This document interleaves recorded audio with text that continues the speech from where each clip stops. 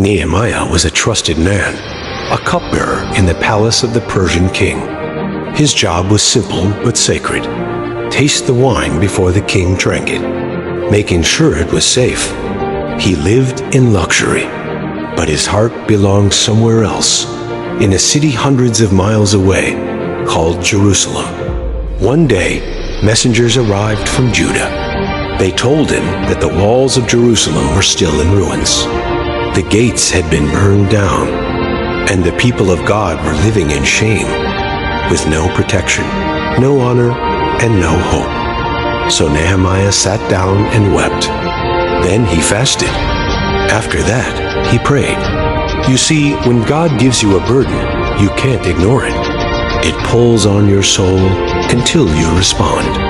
For days, Nehemiah cried out to God. He confessed the sins of his people and asked for just one thing, the opportunity to go home and rebuild. So it was, one day while serving the king, Nehemiah's sadness showed. That alone could have gotten him punished, but instead, the king asked, "What's troubling you?" Nehemiah took a breath and spoke from the heart. He said, "Jerusalem, the city where my ancestors are buried, is in ruins. The walls are broken.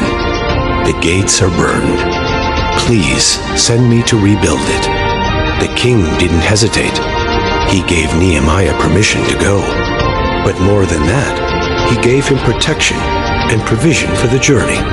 You see, between Persia and Jerusalem were hostile territories ruled by governors who could stop or harm travelers. So the king wrote official letters of authority, instructing those governors to let Nehemiah pass safely through their land. He also wrote a letter to Asaph, the keeper of the king's forest, commanding him to give Nehemiah all the timber he needed to rebuild the city gates, the wall, and even Nehemiah's own house. Then the king sent something else, a royal escort, officers and cavalry, to travel with him, guard him, and protect the mission. So Nehemiah left the palace, not just with a burden, but with a divine assignment backed by royal power. When he arrived in Jerusalem, he didn't draw attention to himself. Instead, he rode out at night and quietly inspected the ruins. He saw the destruction with his own eyes, the broken stones, the burned gates, the devastation that had lasted for generations. After seeing it all, he gathered the people and said, "You see the trouble we're in. Let us rise up and build." Then the work began. But so did the opposition. Men named Sanballat and Tobiah rose up quickly to stop the rebuilding. They mocked Nehemiah. They lied about him. They threatened war. They tried to lure him away from the work with false meetings and ambushes. But Nehemiah refused to be shaken.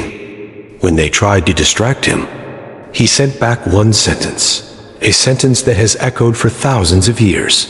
"I am doing a great work, and I will not come down." So the people kept building, with bricks in one hand and swords in the other. Families worked side by side. Young and old, priest and farmer, everyone took their place. And after just 52 days, the walls were complete.